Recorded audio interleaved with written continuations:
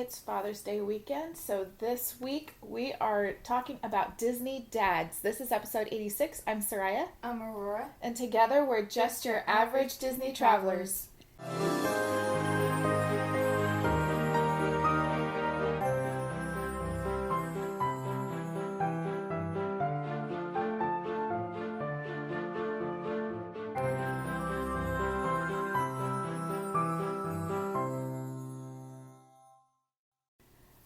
All right, for Mother's Day weekend, we did this, and so we're going to do pretty much the same thing. We're going to honor the dads this weekend by talking about the Disney dads that fit into the categories that we list. Yeah.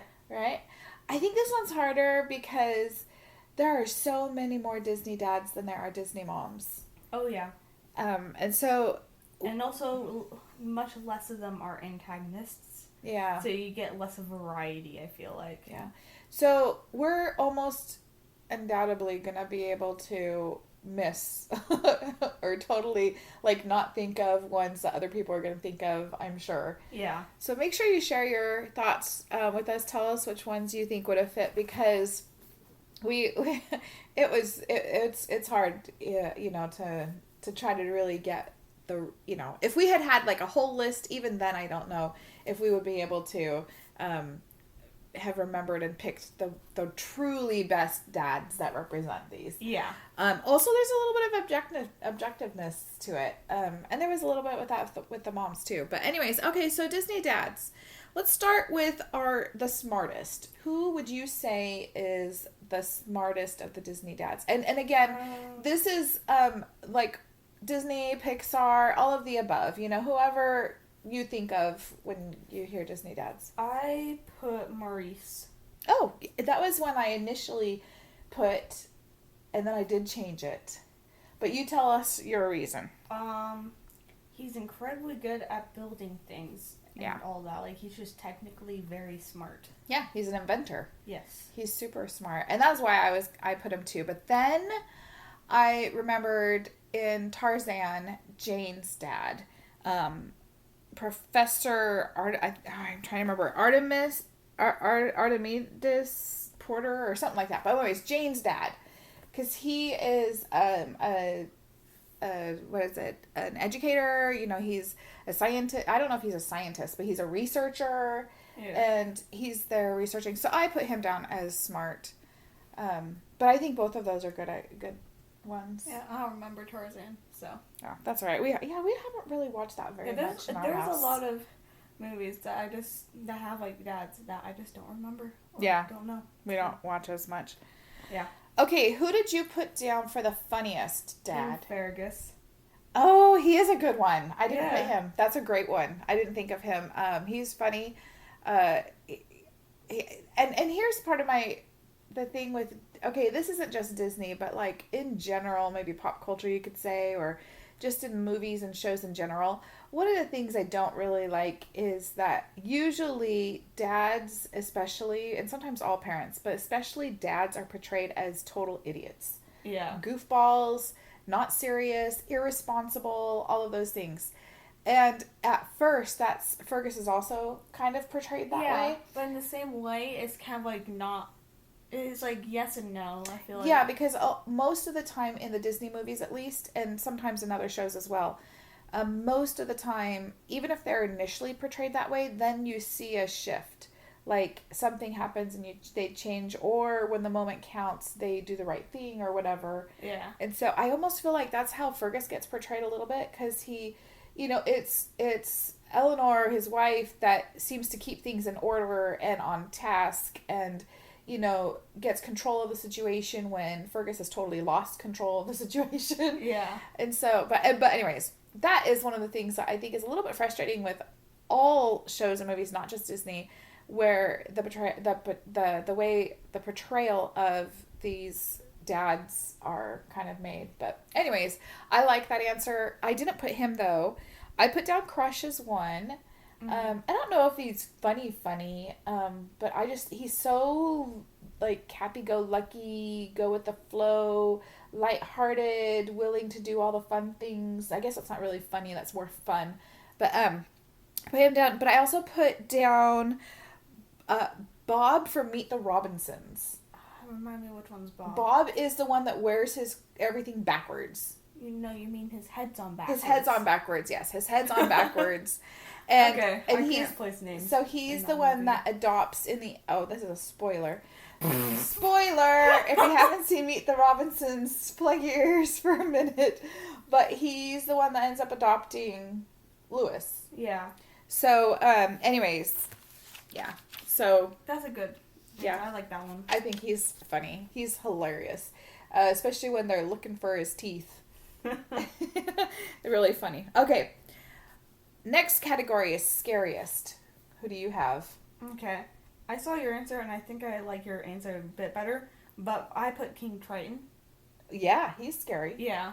When he gets angry, I mean, my goodness, he can cause like typhoons and hurricanes and all of that. And so, yeah, that would be a very, very good one. I put down Mufasa, who's also really scary when he's angry and upset. He's also incredibly wonderful as a dad, but man, you just don't want to cross him. Yeah.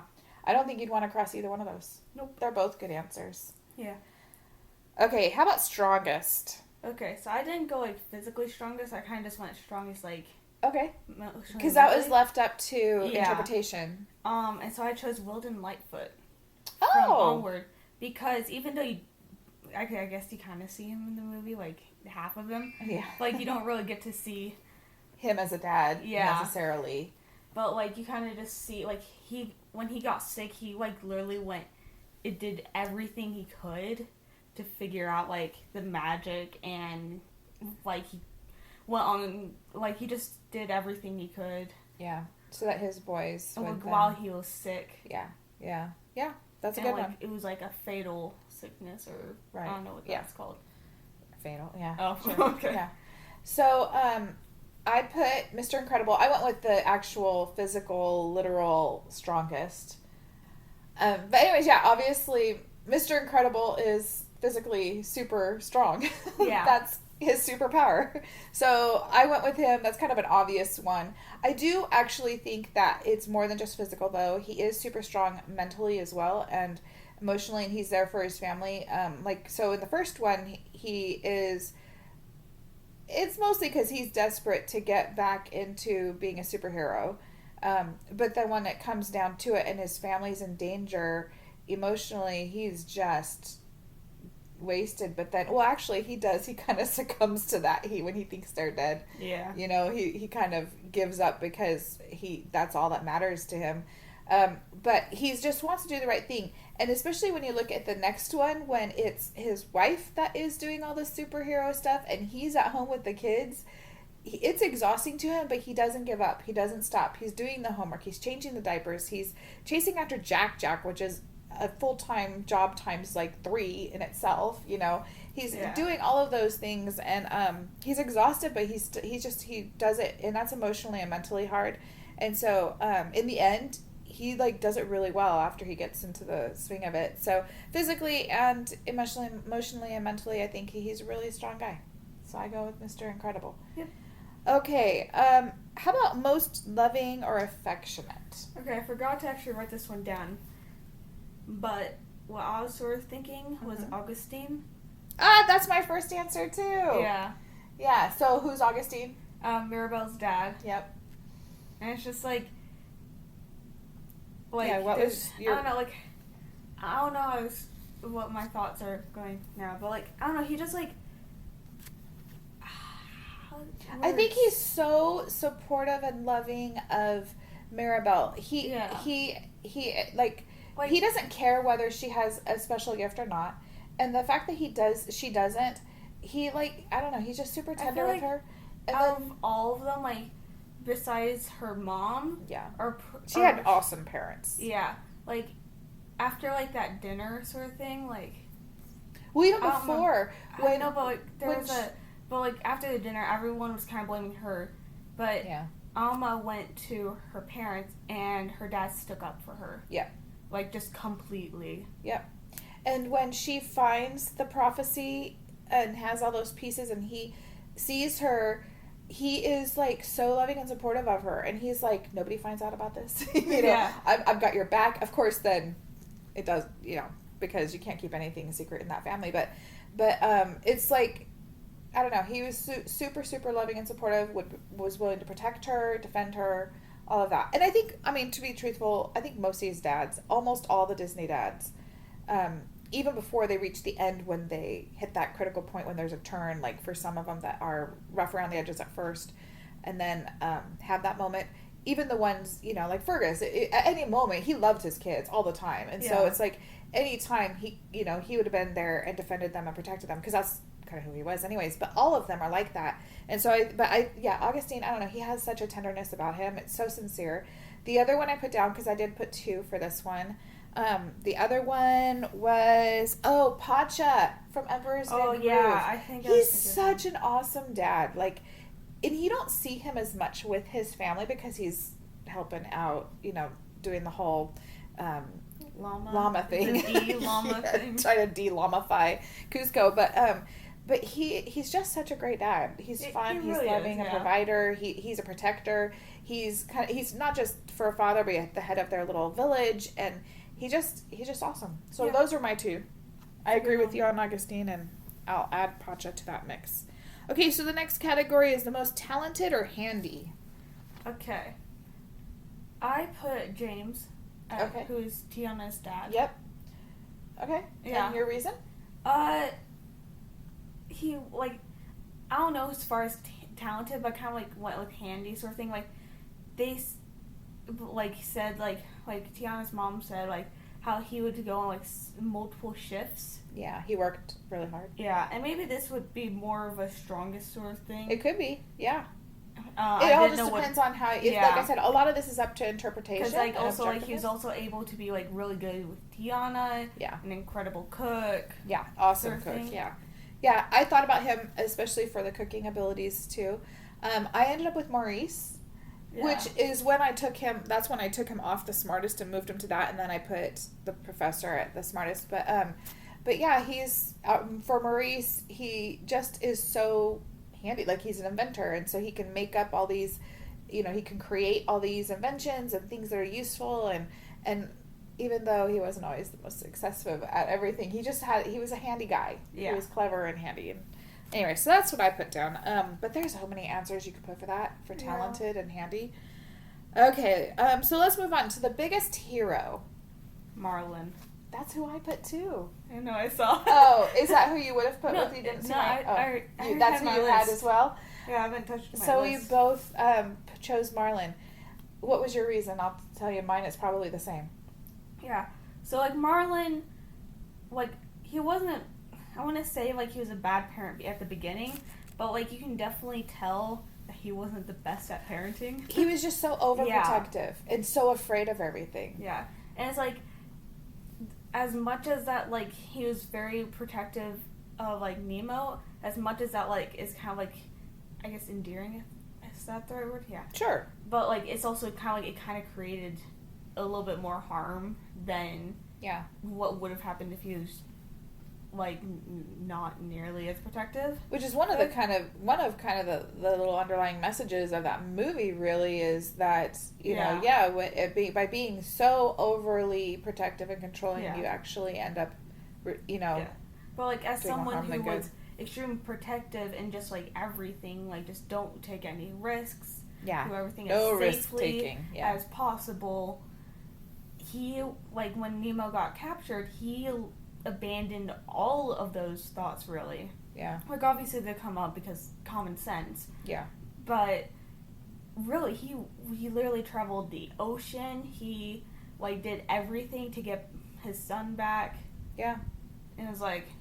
Yeah, he faced sharks. He faced the anglerfish. He faced, you know, he went and faced all the scary things and did all of the hard things. And when it was impossible, he kept going. He found a way. Of course, with help. Yeah. Dory was huge. And, you know, like, eventually, you know, a lot of people are huge, or animals, I guess, not people. But anyhow, he gets a lot of help. But still, it's because he is just so determined. And his love for his son is so much greater than his fears or anxieties. And he overcomes all of that and does end up getting his son back. Because of that. Nemo would never have been rescued without Marlin. Yeah, it's true. Never. And so, yeah, for sure. Big hero. Yep. Yeah, I agree. Okay, so from the biggest hero, let's go to the worst dad. Okay. This is tricky. I kind of want to go with yours first. You want to start with my answers this Yeah. time? I keep going first. Okay, I have two answers. My first answer is Claude Frollo from The Hunchback of Notre Dame. He's not technically the dad, but he adopts, kind of takes care of. He's the father figure. He's the father figure. He raises him. But, you know, the thing that is, it's all because, I'm pretty sure, now, I have never seen this movie all the way through, so disclaimer on that. But as I understand it, he kind of adopts him because he killed his mom, I'm pretty sure, or is responsible for the mom's death. And so he takes in the son, and of course he does have the hunchback. And oh my gosh, I am totally spacing on his name. What did they name him? What's the? I don't know. I never watched. Oh my the movie. gosh. Anyways, so he's horrible though. He makes him feel guilty when first of all he keeps him isolated, locked up, and when he tries to make friends with the gargoyles of all things. Wait. Quasimodo. Quasimodo. Yes, I can't believe.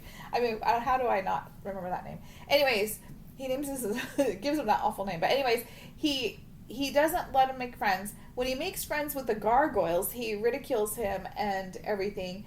And then, you know, he's just horrible guy. I think he ends up trying to kill him. I mean, he's like the worst father ever. Worst father figure you could have, right? So I think he deserves a spot as worst dad. And as far as I know, he never redeems himself. I don't know. I've not seen the movie. Maybe I need to watch it. I just, every time I think about it, I'm like, I don't want to watch that. It just, Okay, so my other one, because I had two, was Kerchak from Tarzan. Now he does, okay, first of all, he's hurt and upset and angry and bitter because he lost his own son. Yeah. So then they kind of adopt Tarzan, and he's mean to him and not supportive of him, doesn't want to have anything to do with them, and so he's horrible. But in the very end, when he sees Tarzan, saves the family and everything, he accepts Tarzan, loves him. He's on his deathbed, but at least then he kind of he redeems himself a little bit, has that change of heart and everything. And so, for the most part, though, of Tarzan growing up, even though it is, you know, you want to give him a little bit of allowance because of the pain that he's enduring by losing his own son, instead of finding healing through adopting Tarzan, he's really kind of mean to him, and so he's not a good dad to him. Yeah. I don't think he's as bad as Frollo, that's for sure. But yeah. So, because of my limited experience with movies, I didn't have a lot to choose from. So the character I chose is, we don't see him much, but from what we can tell, he's actually a pretty good guy. It's just, he's not present? No, it's just his parenting choices. Okay. And it is King Agnar from Frozen. And okay, I can understand that, because then when he has the chance to try to help Elsa to understand her powers, like the trolls say, instead he does the exact opposite of what the trolls recommend. He isolated her, and she's like 10. It so worse. She was 10, and she's completely isolated from everyone. Yeah. And not only that, but that also ruined, so she can't, she has no social skills, which also stumps Anna's social skills. It kind of emotionally, stops her development, in a way. Yeah. Not to mention, and this is not just him, it's also his wife, I don't know her name, but for the sake of it being fathers, he's also the one that you actually see saying everything, but, they, have her, tell herself to conceal, not feel this specific part of her. It's so unhealthy. It's so unhealthy. And it's he's doing it, with his, with good intentions, but it's, so incredibly toxic and bad that it's just, he's a good guy. Just not, at least in that specific area, not the best parenting Yeah. choices. And so that's who I put. That's a good one. Yeah. That's a good one. Okay, the next one I'm just realizing I didn't ever put an answer down, so you're going to have to answer first. It's the most responsible. I found this the hardest one for me to answer, which is, and then I totally forgot to end up putting one. I put Mufasa, actually. Yeah, that's a good one. Because he's the king. That's a great one. He's the king of like the whole, like not just the lions, but like of everyone. All of the Pride Lands, and, like, all of the animals. When like he's talking to Simba, I agree with you. I'm just gonna take your answer too. When he's talking to Simba, like it's not like when you think lions, you would think, oh, they think probably think everyone's below him because they're like at the top of the food chain. But no, he's like, he respects the antelope. Yes. He respects everyone. I think what makes him really like the most responsible. So yeah. Oh, I totally agree, and you're right, and I agree with you, and I'm gonna take that answer too. And like also when he got upset with Simba, he did the responsible thing of, being like stern with him or like having, but loving. Yeah, and then was still able to be like a dad, like not like make him like really like nervous or like he got the message through. And then was able, was able loving and fun and kind of like forgive. Kept the relationship healthy and strong. It was like immediate too. Like it wasn't something he like was thought about. Like it was stuck in his head. Yeah, it wasn't like an hour or two later or the next day he came back. Like, it was right away. Yeah. Yep. No hesitation there. Yep. That's a good one. I like that. That's the right answer. Yeah. Okay. Who gives the best advice? You skipped one. Oh, I did? Workaholic. Who is the biggest workaholic? Okay. I have one main one, but also a honorable mention. Okay. So my main one is Mr. Banks from Mary Poppins. That's a good one. I didn't get that. That's a good one. The second one was actually Mr. Incredible, which is interesting because like his work, not like his like normal job, but like his superhero work, kept getting in the way of. Yeah. He risked like his family's like life sort of thing because like. They kept having to move because he wouldn't stop. Yeah. Yeah, and like he was, which could like probably had had lasting effects on the kids. Sure. Like moving a lot, I feel like probably. Maybe like not like too much, but like it affects their lives and all that. Sure. But yeah, like he was risking everything, and also like full on risk their lives because of it. Because when he got captured, which of course he wasn't trying to. Yeah. But, like, he kind of did that because he just could not stop being a superhero. And those are good answers. Both of those are good answers. And I think I like your answers better than I like mine. I also have two. Wait, did you mention your honorable mention? That is my honorable that's your honorable mention. Okay. I like both of those answers. The two that I had, I think are good, but I think yours are better. In fact, my first one might be a little weak, and that's Riley's dad from Inside Out. Just because with the whole move, they move for the work, which is not a bad thing. Yeah. And then it's like he keeps constantly getting pulled away with phone calls from work and having to leave and go take care of things, which again, it's not a bad thing. I feel like that's not even like a workaholic. I feel like he's just a stressful situation. I think you're right. And that's why I said this is kind of a weak one. Yeah, I never thought that was like a negative that happened. That was bad. Yeah, I just thought like, oh, they're moving. But then work probably has a bunch of stuff, and like there also wasn't a lot of things that they can do at the moment when it came to their problems, like the truck. What are they gonna do? They can't change it. Yeah. And so like, it was stressful, but it's like realistically, it's like he like isn't like they're stressed about the truck, but it's like what's he gonna do? And so like he's like just continue doing work. Yeah, that's true. Probably some like I don't know. Like I said, it was kind of weak. The other one I would say is Tiana's dad. But I also feel like that's slightly weak because I think that was really out of necessity. I don't think it was because he didn't have work-life balance.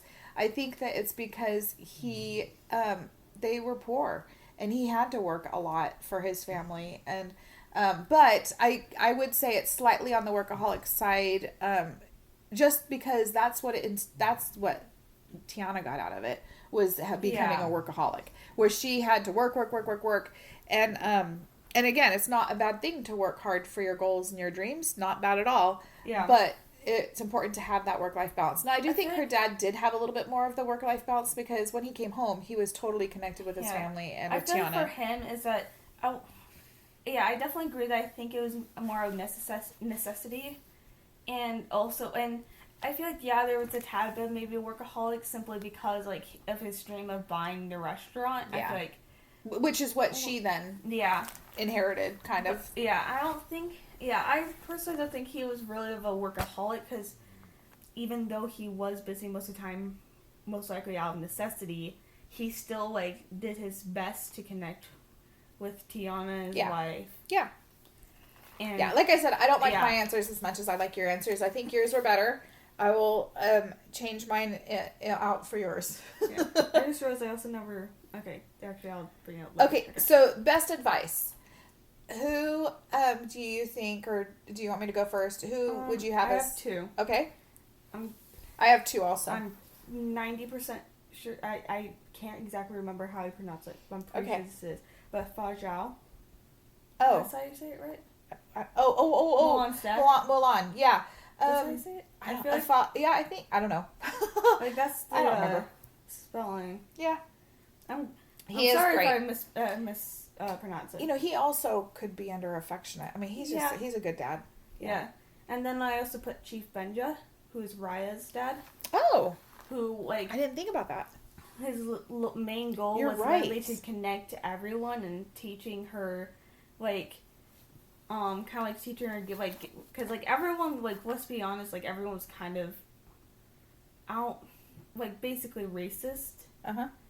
Like, they all thought everyone's clans were awful, like, Yeah. as the people themselves. There's a lot of contention. Yeah. And he saw past that and tried to teach Raya to the point where she did try. She was, like, one of the first. She was the, like, person that actually, like, with that dinner meeting thing, I don't know what it was.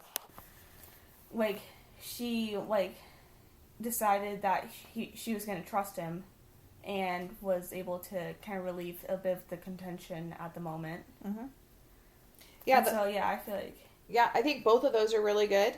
My first one, I would say, well, okay, it doesn't really matter what order they're in. Okay, so I really like Zeus's quote, and I don't know if his whole thing, like all. Yeah. He gave a really good quote, but I feel here's the thing, yeah. Generally. So I would say I wouldn't necessarily. This is the one that gives the best advice, but of the advice, a lot of the advice or quotes that were given, this is one that I really loved. Yeah. And that's a true hero isn't measured by the size of his strength, but by the strength of his heart. I think that was, I don't know, I just really love that message. Especially since so many, of that movie for sure, and then other movies, so many, not all of them, but so much is about being heroes and all of that. And it's not about being the biggest, strongest, best. It's about, what you have inside. Yeah. So anyhow, I like that one, but I also love Mufasa. I think Mufasa gave great advice as well, and it kind of goes along with what you were saying as being the most responsible, where he, even though they were at the top of the food chain, I like the part where, like, he's got Simba and they're looking over the Pride Lands and they're talking about the different animals, and he's talking about the antelope, and he's like, yeah, Dad, but don't we eat the antelope? But you could tell just the respect, like you said, and explaining the circle of life and having the respect for all of the individuals, whether or not they were their peers or their food or whatever. It didn't matter. He had respect for all of it. And so that kind of advice, being able to pass that on, and then later on, even when he comes to him afterwards and says, remember who you are, remember, you're my son, and don't forget that, all of that, the advice he gave, I loved. And so I put Mufasa. I think that he probably on that category for me was number one, but I think it's right along there in line with the ones you mentioned too. Yeah. Okay, do you have a favorite? I forgot to write one down. But do you have a favorite? I think so. I feel like if I actually thought about this more, I might have a different answer. Okay. But I'm going to say probably King Fergus. Yeah, he's fun. He's funny. Like, and I feel like even though he is a bit more portrayed as an idiot in a way. Like, let's be honest. Yeah. But I feel like his, what's the word? Like, how, like, he sees things. I feel like he sees things for, like, what they are and doesn't get held back by kind of like society, like sort of like, because like there's a big thing on gender norms in that movie where the mom, Right. the queen is completely like, oh no, you have to be like this, whereas the king is just like, well, screw that. And I feel like just like how he sees things, just like, oh, that's like it's good for people to know how to protect themselves rather than sort of, I don't know, I feel like that's just like Yeah, the he way supports he thinks. Merida's, like, wanting to be an archer. He supports her, and also like, I feel like he just sort of like the way he thinks is just more like, sort of like, he like kind of like, I don't know how to explain it, like he doesn't get held back by traditions. I feel like Sure. he's like, he like looks really what's for the best Yeah. for people, and like I feel like it's like when like he was completely cool with Merida kind of like choosing not to marry, like once Yeah. she said it. Yep. He was like, oh, you know, I feel like this is the best for her, sort of Right. thing. Yeah. And I don't know, I feel like that's just, I really like that. Okay. So Cool. Yeah, very good. Okay, so for me, I have 3. All right, the first one is Mufasa. I just think he's fantastic, and I love the messages that he shares and the devotion he has. And like I said, everything that we've mentioned already, all of that is part of the reason why I think he's one of my favorites. Another one of my favorites is Pacha. oh, he's fun. For all the things I said before about Pacha. He's great as a dad, but also just as a guy, as a leader, and as a friend. And even when he's helping Cusco, who has every intent to destroy his village, you know? Yeah. And so, but his integrity and his kindness and his, you know, if he can help, he's going to help type of attitude. You know, he is going to do the right thing even if that sucks for him, you know? Yeah. Okay, so I like him. And the last one, Bob Parr, Mr. Incredible, especially because of Incredibles 2. I think that when you see him really as the stay-at-home dad, Yeah. he's pretty awesome. Yeah, the second movie really like the first one had great character development, like awesome character development, but I feel like the second one really honed in on that. Yeah. Because, like, I feel like something with character development is, like, you don't kind of, like, you're still going to have tendencies, and I feel like that movie really kind of showed how, like, sure, yeah, someone can change, but that doesn't mean they're going to, like, change, like, that quickly. Mm-hmm. And the fact that they kind of still showed how he struggled Yeah. with stuff, but then still kind of, like, overcame it and all that, I feel like Yeah. I really like that aspect, and, like, how they did his character. Yep. Uh, Yep. So those are among my favorites. But like I said at the very beginning, there's so many that are great in the Disney movies and Disney Pixar movies, and even if you're talking Marvel and Star Wars, all of those. There's so many great ones, and I'm sure there are plenty of answers that we could have given that we didn't that would also be perfectly applicable. But these were our answers today, what we thought of today. yeah. Yeah. Anyways, so there we have it. Disney dads. Happy Father's Day to all of the fathers out there and all the men who take care of and protect and provide for the people in their lives. Hope you guys are having a good day. Hope you have a whole good week, because sometimes this comes out on Father's Day, but of course people might be listening to it after Father's Day. So, you know, we say you should celebrate all week. Yeah. So, anyways, happy Father's Day to all of you, and thanks for listening, and we'll catch you next week. Happy Father's Day.